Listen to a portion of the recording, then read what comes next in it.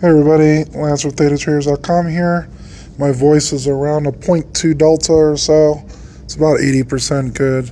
Still have a little bit of the allergy, laryngitis type stuff. Anyway, this video I wanted to go over the covered strangle I did on Hood and IREN.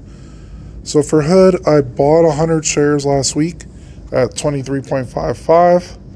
I sold a covered call against it at 25 strike, took in 0.44. And also sold a cash secured put at 22 and took in $35 on that. It's a really good trade so far. It's going to very likely expire worthless. Right now, Hood is at 29.3, so way above my covered call strike. So I'm going to get capital gains from the 23.55 to the 25, $145 there. And I also have the 22 put expiring worthless. For IREN, very similar position. Bought the shares at 9.22. Sold a covered call at 9.5. Took in 0.3 for that. Also sold a cash secured put at 8. Took in $15 for that. Right now IREN's at 11.11 or 17.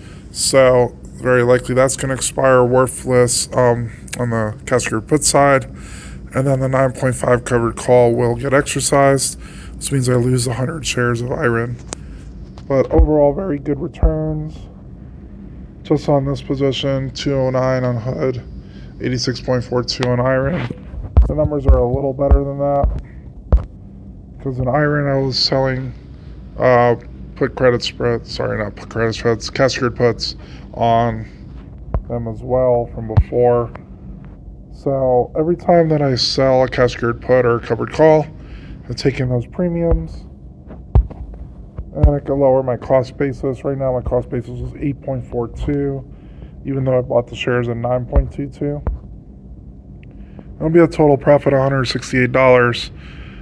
The actual amount that I needed was $922 to buy the 100 shares, and then about $800 for the cash secured put. So about $1,700 total, and took in $168. It's almost a 10% return in a couple of weeks. Hood, I had to pay $23.55, and then I also sold a cash secured put at 22. So that needed about $4,500, but I took in $205 off it in a week. So that's about 5% or so. So cover strangle is a very flexible strategy. You could get premiums on the call and the put side.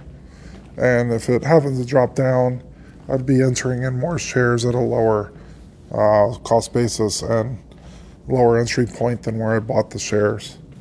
So hopefully this was helpful. If you have any questions, let me know. We'll see you guys on the next one.